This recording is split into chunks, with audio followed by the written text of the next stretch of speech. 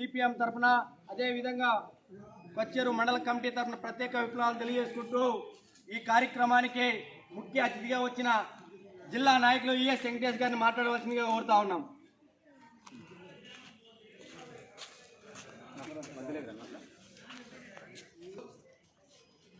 రాష్ట్ర వ్యాప్తంగా CPM party రాష్ట్ర కమిటీ ఆధ్వర్యంలో కూటమి ప్రభుత్వం ఇచ్చిన హామీలని అమలు చేయాలని చెప్పేసి రాష్ట్ర వ్యాప్తంగా అన్ని కార్యాలయాల వద్ద నిరసన కార్యక్రమాన్ని సిపిఎం పార్టీ ఆధ్వర్యంలో నిరసన తెలియజేయడం జరుగుతుంది. అందులో భాగంగా ఈ కొచ్చిచెరు మండల కార్యాలయం వద్ద కూడా ఈ నిరసన కార్యక్రమాన్ని తెలియజేయడం జరుగుతుంది.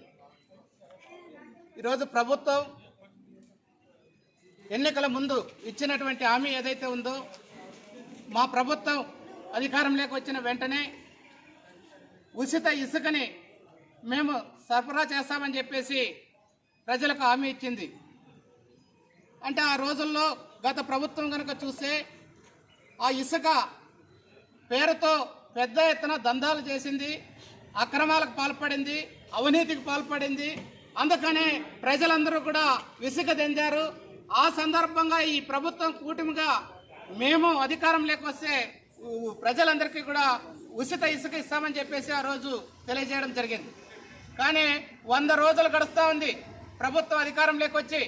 100 రోజులు గడిచినప్పటికీ ఏమాత్రం కూడా తేడా లేదు. ఆ రోజుల్లో ఏ విధంగా అయితే ప్రభుత్వం ఇబ్బందులు పెట్టిందో ఇప్పుడు కూడా అదే ఇబ్బందులు జరుగుతుంది తప్ప ఎక్కడ ఉచితంగా ఇసుక రావడం లేదు. ఆ రోజు అధికారికంగా డబ్బులు కట్టి ఆ డబ్బులు తీసుకొని ఇసుక ఇచ్చేవాళ్ళు. ఈరోజు అధికారికంగా డబ్బులు కట్టడం లేదు, కానీ లారీలకు, టిప్పర్లకు, ట్రాక్టర్లకు మాత్రం అప్పటికంటే రెట్టింపు డబ్బులు వసూలు చేస్తున్నారు. కాబట్టి ప్రజలకు అనేక ఇబ్బందులకు గురవుతున్నటువంటి పరిస్థితి ఉంది. అందుకనే మేము సిపిఎం పార్టీగా ఒకటే డిమాండ్ చేస్తున్నాం. 2014 నుండి 2019 వరకు, అంటే గత ప్రభుత్వం అధికారంలోకి రాకముందు ఏదైతే ఇసుక పాలసీ విధానం ఉందో ఆ విధానాన్ని అమలు చేయాలా. ఆ రకంగా భవనాలు నిర్మిస్తున్నటువంటి ప్రజలకు అండగా ఈ ప్రభుత్వం, కూటమి ప్రభుత్వం నిలబడాలని చెప్పేసి మేము ఆ రకంగా సిపిఎం పార్టీగా డిమాండ్ చేస్తున్నాం. ఇప్పటికైనా ప్రభుత్వం స్పందించాల్సినటువంటి అవసరం ఉంది. ప్రజలు ఇబ్బంది పడుతున్నారు, ప్రజల సమస్యలు ఎదుర్కొంటున్నారు. ఆ సమస్యల్ని ఆ ప్రభుత్వానికి ఈ ప్రభుత్వానికి తేడా చూసినప్పుడు కూటమి ప్రభుత్వం ఆ సమస్యల్ని తక్షణ పరిష్కారం చేయాల్సినటువంటి అవసరం ఉంది.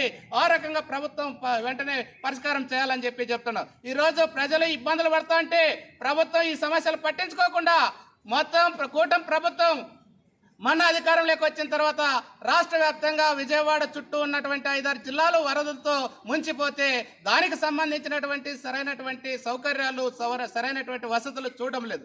దాన్ని ఇంకా అది అయిపోయింది. ఇప్పుడు అది అయిపోయిన తర్వాత ఇంకో దాన్ని మబ్బు పెట్టాలి కాబట్టి మొత్తం తీసుకొని వెళ్ళి ఎక్కడ పెట్టినారంటే తిరుపతి లడ్డు చుట్టూరా ఈ రాజకీయాన్ని తిప్పుతా ఉన్నారు.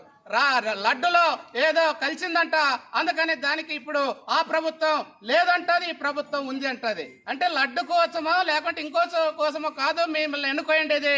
ఈ రోజు కూటమి అధికారంలోకి వచ్చింది. మీరు 6 ఇవి పరిష్కారం చేస్తామని చెప్పినారు హామీలు, సూపర్ 6. మరి వాటిని ఏ విధంగా అమలు చేయాలా, దానిని ఎట్లా ప్రజలకి చేరువ చేయాలా అనేది ఆలోచన చేయకోకుండా మీరు లడ్డు రాజకీయాన్ని మానేసి ఈ రకంగా ప్రజలకు సంబంధించినటువంటి సమస్యల్ని తక్షణ పరిష్కారం చేయడం కోసం ప్రభుత్వం చర్యలు తీసుకోవాలని చెప్పేసి మేము డిమాండ్ చేస్తున్నాం. ఈ రకంగా ప్రభుత్వం స్పందించుకోకుండా దీన్ని ఇసుక ఉచిత విధానాన్ని అమలు చేయకపోతే మాత్రం రాష్ట్ర వ్యాప్తంగా పెద్ద ఎత్తున ఈరోజు సిపిఎం పార్టీ ఒకటే మా పోరాటాన్ని కొనసాగిస్తున్నాం. రేపు అన్ని రాజకీయ పార్టీలని తీసుకొని ఆ రకంగా ఈ కూటమి ప్రభుత్వం మీద ఒత్తిడి తీసుకొస్తామని చెప్పేసి ఈ సందర్భంగా తెలియజేస్తున్నాం.